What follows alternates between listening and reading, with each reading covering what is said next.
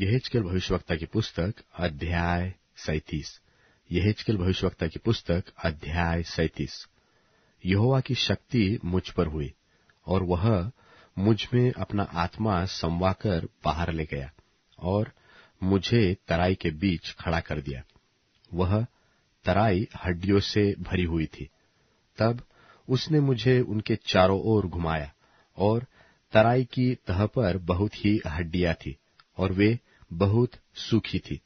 तब उसने मुझसे पूछा, हे मनुष्य के संतान, क्या ये हड्डियां जी सकती है? मैंने कहा, हे परमेश्वर यहोवा, तू ही जानता है।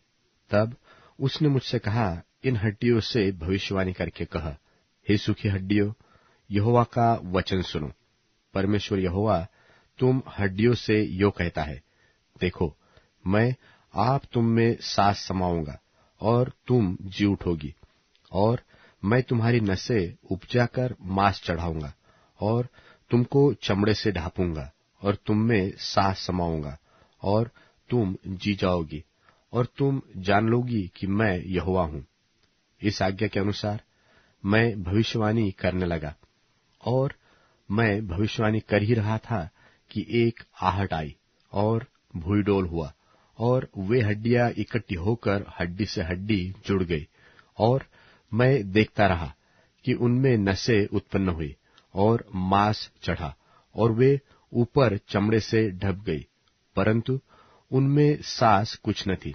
तब उसने मुझसे कहा, हे मनुष्य के संतान, सांस से भविष्यवाणी कर और सांस से भविष्यवाणी करके कहा, हे सांस, परमेश्वर यहोवा यो कहता है कि चारों दिशाओं से आकर इन घात किए हुओं में समा जा कि ये जी उठे।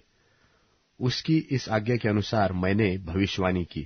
तब सांस उनमें आ गई और वे जीकर अपने अपने पांव के बल खड़े हो गए और एक बहुत बड़ी सेना हो गई। फिर उसने मुझसे कहा, हे मनुष्य के संतान, ये हड्डियां इस्राएल के सारे घराने की उपमा है और वे कहते हैं, हमारी हड्डियां सूख गई और हमारी आशा जाती रही, हम पूरी रीति से कट चुके हैं।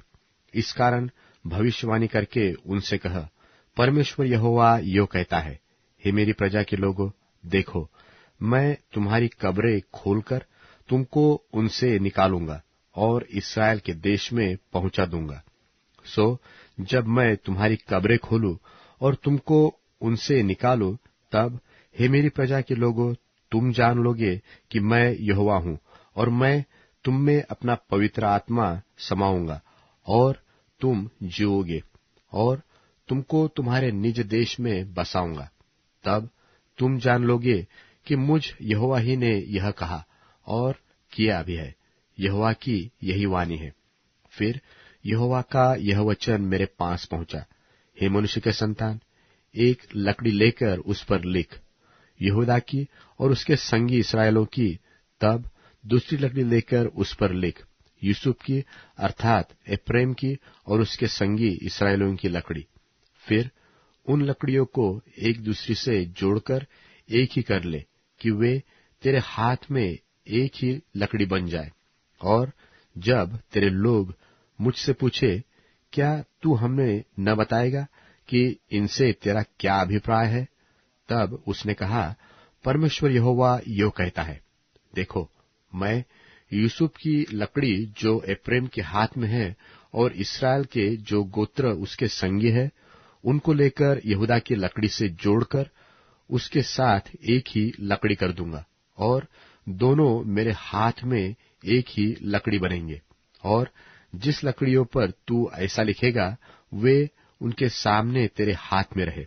और तू उन लोगों से कह, परमेश्वर यहोवा यो कहता है, देखो, मैं इस्राएलियों को उन जातियों में से लेकर जिनमें वे चले गए हैं चारों ओर से इकट्ठा करूंगा और उनके निज देश में पहुंचाऊंगा और मैं उनको उस देश अर्थात इस्राएल के पहाड़ों पर एक ही जाति कर दूंगा और उन सबों का एक ही राजा होगा और वे फिर दो न रहेंगे और न दो राज्यों में कभी बटेंगे। वे फिर अपनी मूरतों और घिनौने कामों व अपने किसी प्रकार के पाप के द्वारा अपने को अशुद्ध न करेंगे, परंतु मैं उनको उन सब बस्तियों से जहां वे पाप करते थे निकालकर शुद्ध करूंगा, और वे मेरी प्रजा होंगे और मैं उनका परमेश्वर हूंगा। मेरा दास दाऊद राजा उनका राजा होगा, सो उन सबों का एक ही चरवाहा होगा। वे मेरे नियमों पर चलेंगे और मेरी विधियों को मानकर उनके अनुसार चलेंगे।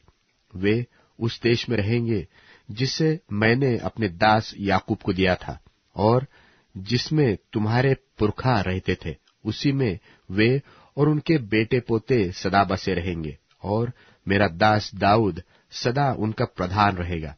मैं उनके साथ शांति की वाचा बांधूंगा, वह सदा की वाचा ठहरेगी, और मैं उन्हें स्थान देकर गिनती में बढ़ाऊंगा, और उनके बीच अपना पवित्र स्थान सदा बनाए रखूंगा।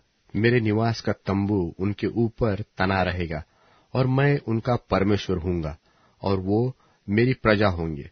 और जब मेरा पवित्र स्थान उनके बीच सदा के लिए रहेगा, तब सब जातियां जान लेंगी कि मैं यहोवा इस्राएल का पवित्र करने वाला हूं।